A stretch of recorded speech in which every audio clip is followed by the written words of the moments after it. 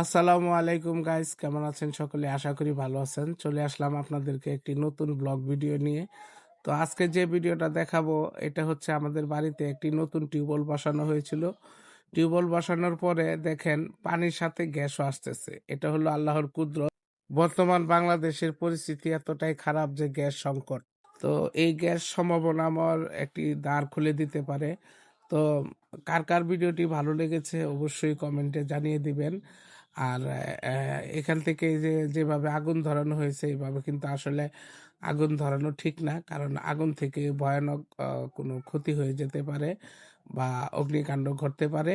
তো আমরা সবাই সতর্ক থাকব এবং ভিডিও থেকে শিক্ষা নিব যে এইভাবে আসলে আগুন ধরানো ঠিক না। আমরা তিতাসে খবর দিয়েছি, তারা দলবল নিয়ে আসবে এবং এটি পরীক্ষা করে দেখবে যে এটা আসলে নিচে কি ভূগর্ভস্থ কোনো গ্যাস আছে কিনা।